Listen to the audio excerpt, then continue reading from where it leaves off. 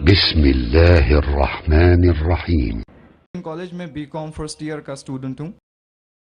आपने हम लोगों को दावत के बारे में बताया कि हम लोग गैर मुसलमान लोगों को इस्लाम की तरफ बुलाएं।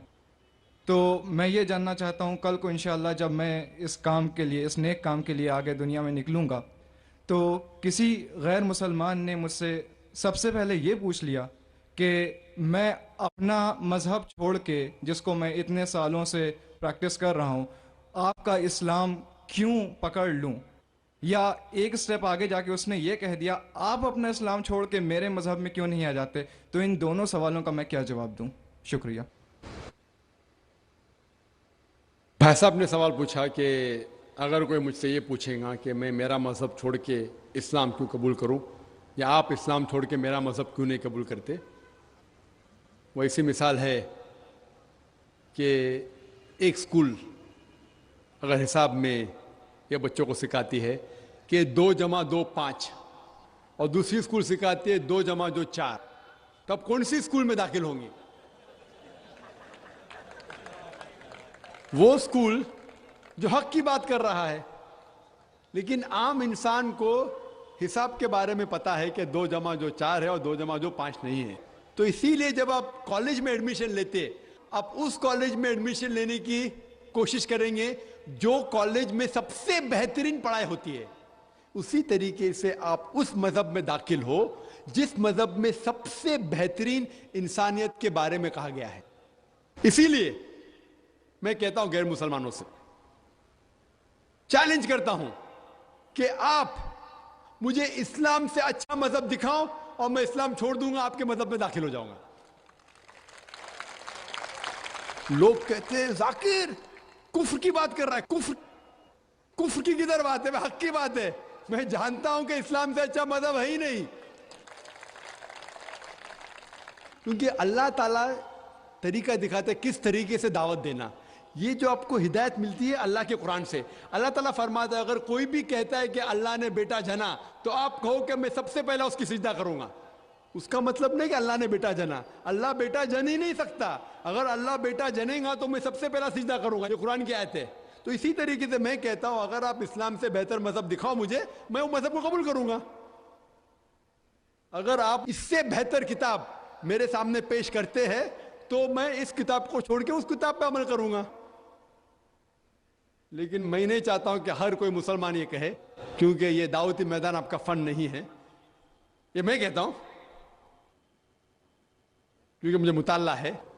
तो इस तरीके से जब हम कहते हैं ताला इला कलमतिन सवाइम बैना बैनकुम, आओ उस बात की तरफ जो आप और हम में यकसा है।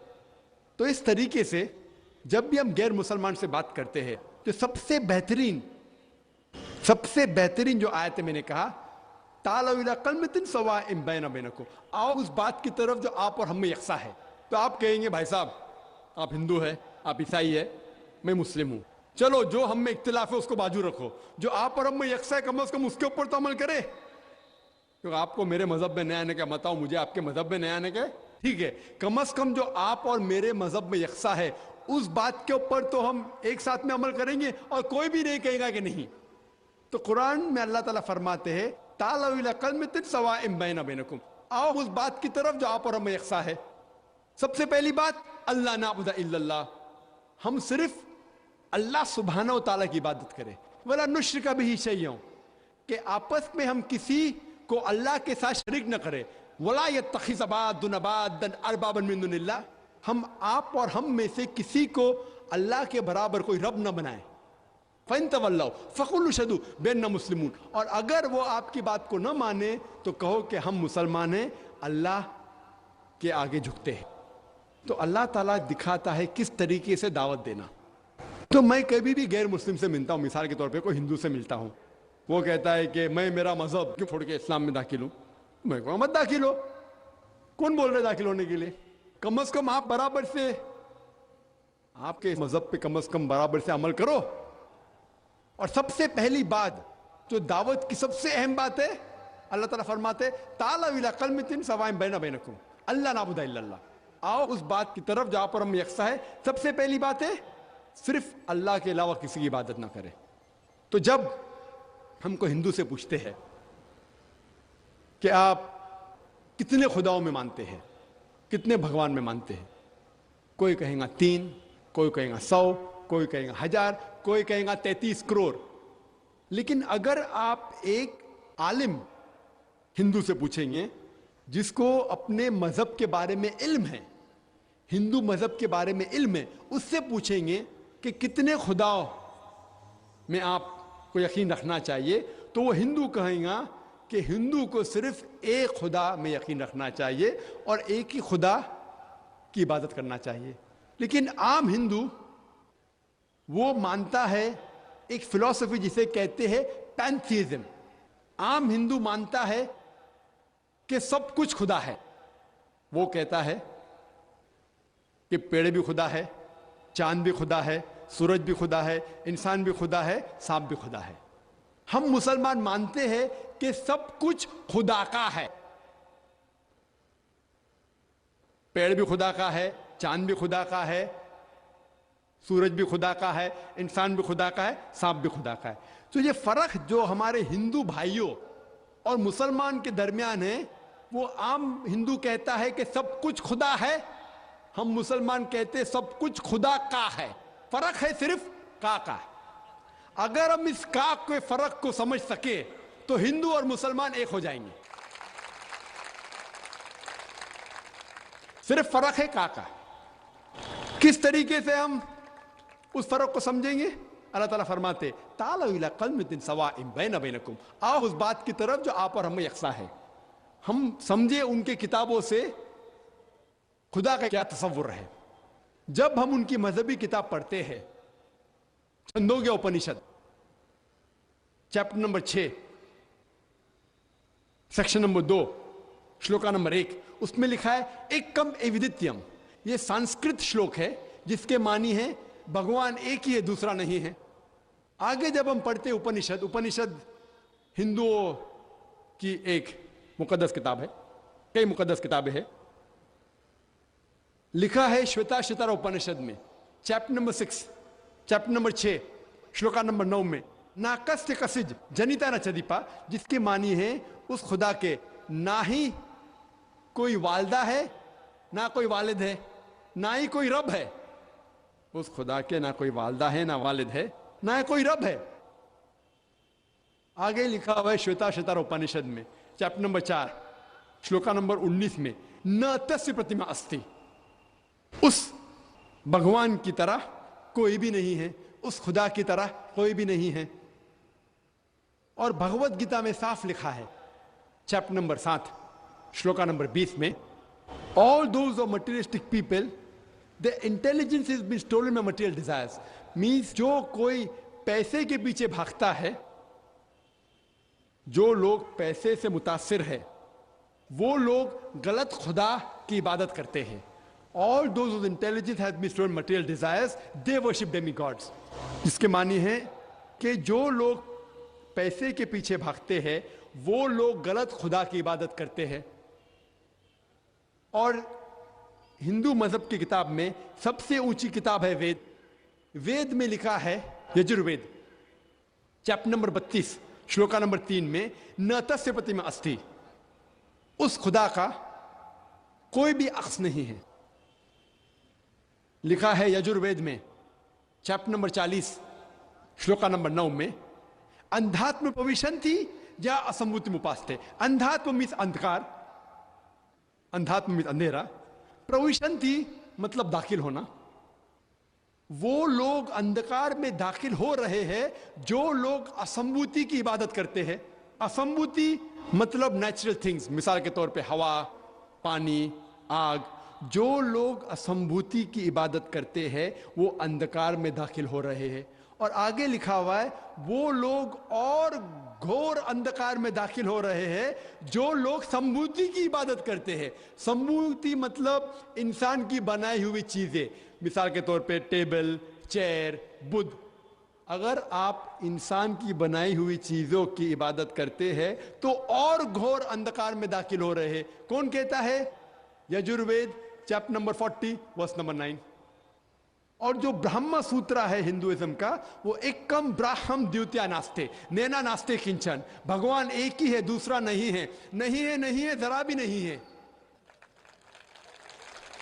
तो मैं कहूंगा हिंदू से, कम से कम आपकी किताब में देखो भगवान एक है, ना उसका बुत है। आप एक भगवान की इबादत करो और किसी की मत करो। तो पहले पे मैं उससे कबूल कराऊंगा ला इलाहा इल्लल्लाह कि भगवान एक है।